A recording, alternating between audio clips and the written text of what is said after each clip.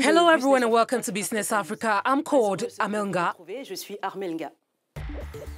In the headlines this week, the success story of Assumpta or Maria, a young Rwandan woman who succeeded in turning beetroot into red wine. Sustainable agricultural mechanization for food self-sufficiency in Africa. This is the new joint plan set up by the African Union and the Food and Agriculture Organization of the United Nations. Finally, we'll go to Kenya, a country that is innovating in wool production with a sector that is currently expanding rapidly. Hello everyone and welcome. We head to Rwanda to discover Karisimbi, a red wine made from beetroot that is already unanimously accepted in Rwanda. However, when she started the project, Assumpta or Maria was far from imagining the scope of this drink, which contains 18% alcohol and is sold at $8. The success story of this young entrepreneur with Barbara Lundu and Lynette Bahati.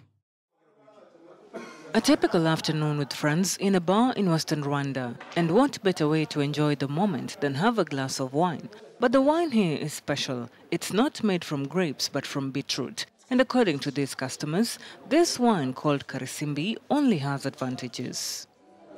It doesn't really get you drunk like when you drink other type of alcohol. It just gives you a little buzz. What I like about this wine is its price. The price is not too high or too low. It's just right. It's a price that is affordable by most people. The beetroot wine is locally produced in Rwanda by this 27-year-old entrepreneur. The idea came to her when she was having trouble finding a job after graduating from university. I wanted to do something unique and innovative, so I decided to start farming beetroots. I first started making beetroot juice, but then I met someone online who trained me on how to make beetroot wine. Uwa Maria grows beetroot on a 3-hectare farm and also buys from local farmers. It's then washed, cut into small pieces, boiled and left to ferment.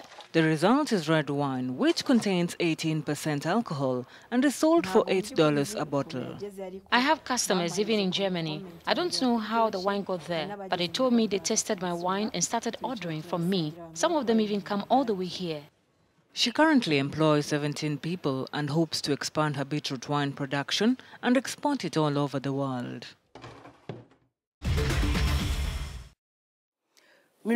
Doubling agricultural production on the African continent is the joint objective of the African Union and the Food and Agriculture Organization of the United Nations.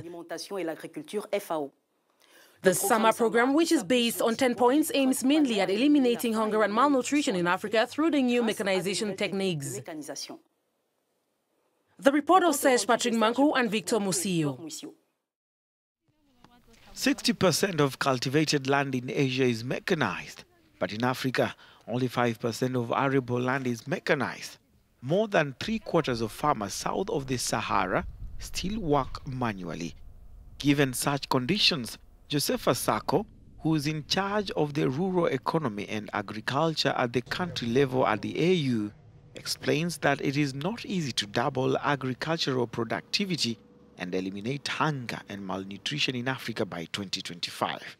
To boost sustainable agricultural production in Africa, the United Nations Food and Agriculture Organization and the African Union have set themselves the challenge to mechanize Africa's primary sector. These two entities launched a roadmap under the theme Sustainable Agricultural Mechanization Framework for Africa, which contains plans to be incorporated into the national programs of AU's member states. Its implementation will require significant contributions from other stakeholders, including public institutions and private sectors. To talk about it, let's reach by phone from Rome, Italy, Santiago Santos Valle, an expert in agricultural engineering and an FAO consultant. Hello, Mr. Santos Valle. Thank you for joining us. For years, the question of the mechanization of African agriculture has been raised, and this is not the first time that experts have made proposals to move things forward. In what way is this new roadmap innovative? Well, this is the first time that there's a joint effort together with the European Union and their direct involvement It's a milestone that we achieved this after the Malabo Declaration. And this approach is innovative because also it's a continental approach. It's not just focused on one country or just a specific region within Africa. So this is probably the biggest achievement that this approach has. And also this approach is considering all the stakeholders that are involved in mechanization, not just one or two main stakeholders, trying to have a holistic approach. As an expert, you have a global assessment of the state of mechanization in Africa. Outside South Africa and where it is a reality, why do you think sub-Saharan African countries are slow to engage in this sector? Are they stalling? What is delaying this development? Well, the different factors that cause this slow development of mechanization. One is the way that African agriculture is. It's a different approach to what Western countries have, or like South Africa has of large farms. Africa is mainly about small holders. Farmers have small land that they have very manual and work. So this is very difficult to tackle and to change at once and very quick. And the approach cannot be the same that is applied in other places where mechanization is more developed. We have to have a new approach and try to move things in a different way, and to consider that the conditions that these smallholders have not the same as the farmer here, for example, in Europe. So we think that if we take this approach from the bottom to the up, this will move things forward instead of saying top-down approach where the government set up policies. No, the policies will be set up taking in consideration the needs of the farmers. What methods will the FAO use to ensure that this roadmap is adopted by African states to increase production and eventually achieve food self-sufficiency? Well, FAO can provide the technical assistance upon request of the countries. So we will go hand by hand with African Union, and if a country expresses the need to improve their mechanization, we will be there to help them to develop their own national strategy that will involve all the people that have something to say about mechanization. So it's the government, the institutions, the public sector, universities, extension services, private sector, manufacturers, after sales, service providers, and then, of course, the farmers, who should be in the center of this development, according to our view and how Sama is putting things now.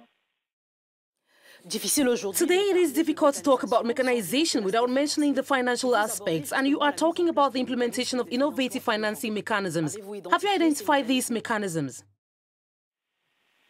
Well, we don't have a particular innovative system to apply as a general rule. I don't think we don't have to reinvent the wheel. It's about the innovation. It's about providing what is needed in the right place. And this is basically about enabling an environment where the farmers or the service provider or the private sector has access to the finance that they need, to the schemes of capital or some microcredits. It depends on the nature of the person who is in need of this finance. So there's not a general formula to play. And so I think this is the main innovation, how to find a different spot of finance for different situations and needs. Thank you, Santiago Santos, for your insights. Thank you. Santiago Santos is an expert in agricultural engineering and a consultant with the FAO from Italy. We take a break, and when we return, we go to Kenya, which has relaunched wool production.